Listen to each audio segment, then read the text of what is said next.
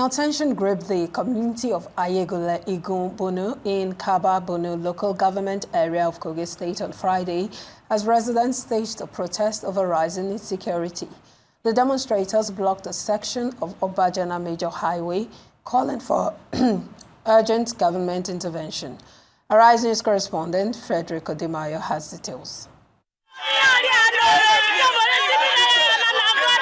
Ayegule Igun Bunu lies just a kilometer from Odoape, the community where a retired major in the Nigerian army recently died while in captivity after being abducted by suspected bandits. Now, this quiet community is facing its own share of the security crisis spreading across parts of Kogi State. It is to register their grievances that residents have taken their frustration to the streets, barricading a section of the ever-busy Obajana-Lokoja-Abuja highway. These disrupted actions as demonstrators demanded urgent government action. We are tired.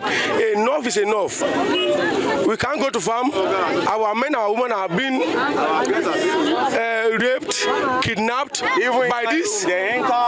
What is it called? The bandits. We cannot sleep. Even in the afternoon, we cannot even rest. Even in the morning, we cannot go to farm. We are suffering. We need you people to come and rescue our life because we are in danger.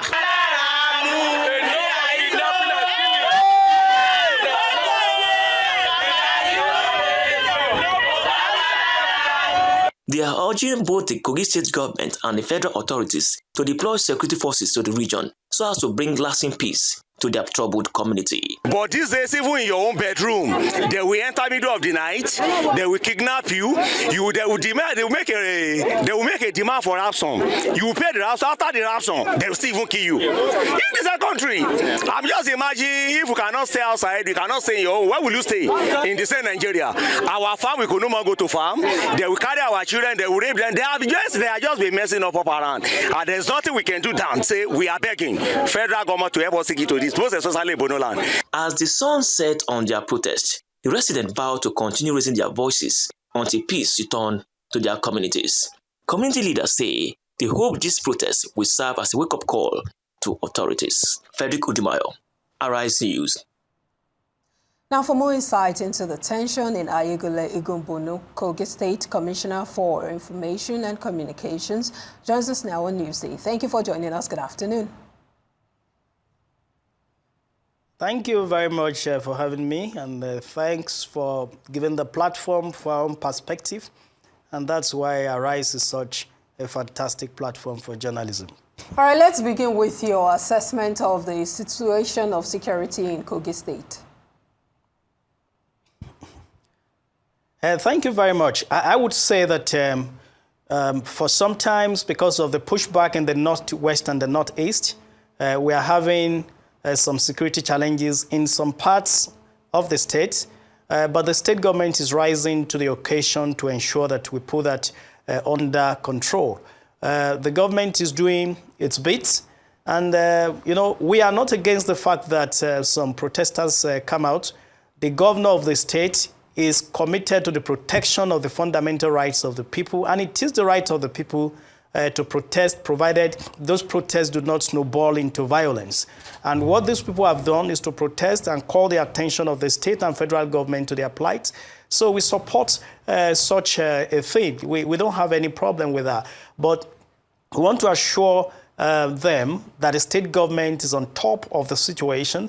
Those challenges are being addressed, but also communities also have roles to play to ensure that we have security. Like the example of the retired major that was kidnapped, the state government swung into action.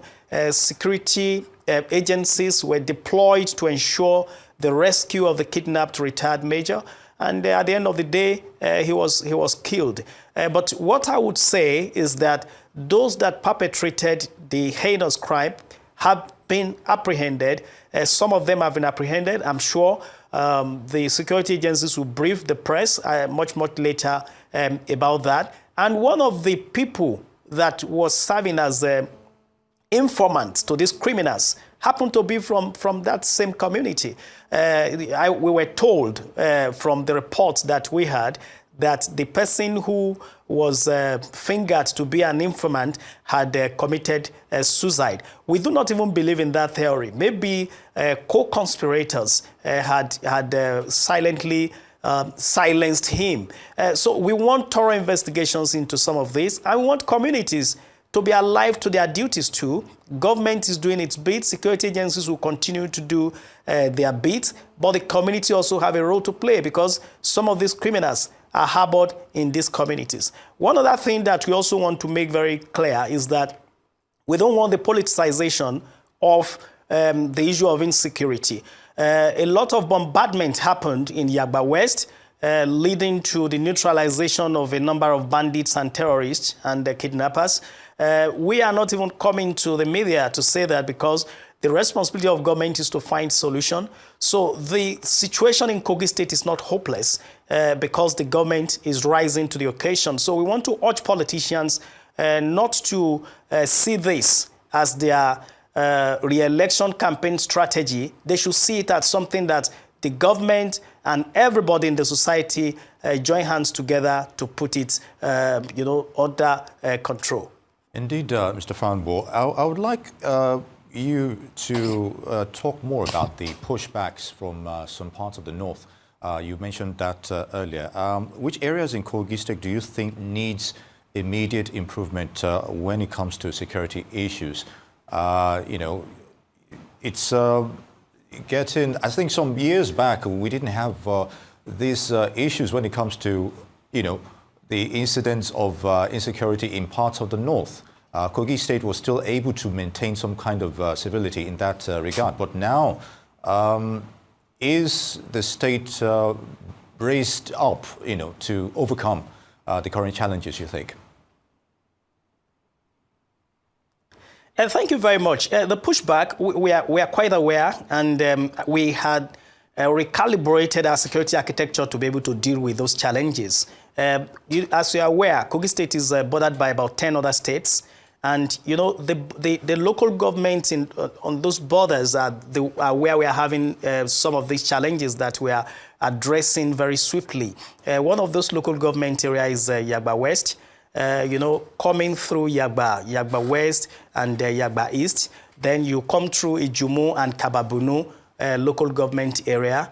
We share borders with some of these states from the north, even Niger State. So what we are doing as a government is to enable our security agencies to be battle ready. When they are talking about patrol, the state government has continued to procure a good number of patrol vehicles and also giving a lot of incentives to security agencies to be able to patrol the flash points in the state. What we are having in the state is not what is beyond control. It is not a hopeless situation, like I said. It is very seriously under control. It is just that if you used to have like 2 incidents before and you are having 3, you would raise a lot of alarm. We are concerned as a government. We are not living in self-denial. And, part of the policy of the present administration in the state is to always come out to tell the people the truth at all times. So we are concerned. We are working very hard. The governor is not lamenting. The governor is working very hard to ensure that we overcome these few breaches of security in our dear state. And that's why we are urging politicians, those that are more or less campaigning and doing a lot of publicity for these criminals, to desist from doing so and cooperate with the state government to be able to solve this problem. The governor talked about prioritizing security. One would expect much more when it comes to tackling insecurity in the state. There have been recent reports about renewed attacks on highways, particularly along the Kaba, Okene, Lokoja, Abuja corridors. What is the government doing to protect citizens along these corridors? And also, what's the role of local vigilante groups and security, other security apparatus? We are working with our numbers, and we are looking at the numbers, and I will say that what we have at the moment, like I would keep saying, is not a terrible situation yet. And we will not allow it to snowball into that before we put it under check. So what we are doing is to continue to work with the security agencies. We have also been able to raise our architecture to the level of having it from bottom to the top, where communities are taking the lead. You have local hunters, local vigilante. They can provide intelligence. They can provide first line of defense when there are attacks. So these are some of the things that the state is doing. We are also training these hunters to understand the rules of engagement when it comes to handling arms. So all of these are what we are doing to ensure that our rural communities, our towns, our roads are safe, and we are winning the war. Indeed, Mr. Fanwo. If we can digress a little bit, I'd like your thoughts on the Yagba Progressives' allegations about you and Representative Leke Abejide regarding splitting APC in Kogi State. How did this come about, and how credible is their claims, you think? It's something that is quite laughable. In Kogi State, I think they are still living in the past. In Kogi State of today, we are having we're having what we call a paradigm shift in our politics, where we are dealing with people that are performers. When you look at Honorable Leke Abejide, who is the member representing us in the House of Representatives, he's not even a member of my party. He's in ADC, I am in APC, but I'm one of the people leading the call to bring him to APC because of his performance. And if he comes to APC, I am one of those who will lead the charge to ensure that he gets re-elected to continue his good work in the Green Chambers. He's doing a lot for our people, a lot of capital projects, a lot of human development projects. He's our star, and stars like that are wanted in our party. So as a chieftain, I'm a foundation member of the party. I am one of the leaders of the party in that federal constituency. So I have the right to my opinion as to who should represent me and represent our people. And that is the reason I am leading that charge to call him to come and join our party and also fly the tickets of our party. He won the last two elections on the platform of the opposition. We want our federal constituency to be represented by someone who is a member of a party, but not only that, a performer like Right Honorable Leke Abejide. So I have no apologies for that. That's what I've chosen to do. I am working on what I call a self-conviction, and a lot of our people in Yagba constituency are on that line. So we are going to campaign for him. We are going to work for him, first to bring him to our party, and then to get him re-elected into the Federal House of Representatives. But to say that we are dropping the name of the governor, but to say that we are dropping the name of the governor, I think they are just trying to blackmail. They are trying to blackmail us into doing that. We don't need the name of the governor. This person won election in ADC in 2019 and in 2023. He's loved by the people for his pro-people policies and projects. And now we want our party to benefit from that. So it is a personal conviction and has nothing to do with the governor. Well, they claim that you are organizing a rally and saying that you have the approval of the governor to organize that rally come June 28. Yes, when organizations that are faceless, when they make claims like this, it's very difficult for you, even in the media, to verify, because you would have called them to come and justify their claims. It is ludicrous, it is untrue, it is false, it is blackmail. They just want to do that so that they could win public sympathy because they are pursuing selfish interest. I had never attended any rally, but I will attend one very soon. To be part of the people who will invite him to our party and be part of the people who will lead his campaign for re-election because of his performance.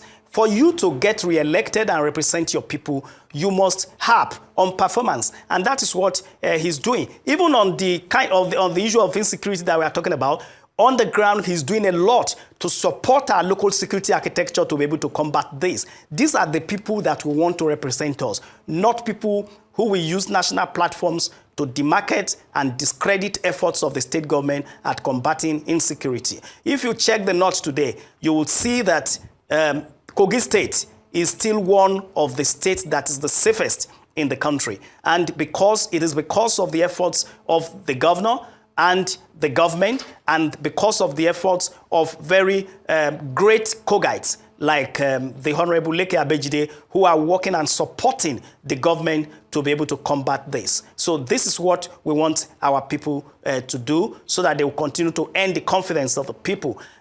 Honorable Leke Abejide has earned the confidence of the people, and then the people will repay him in 2027.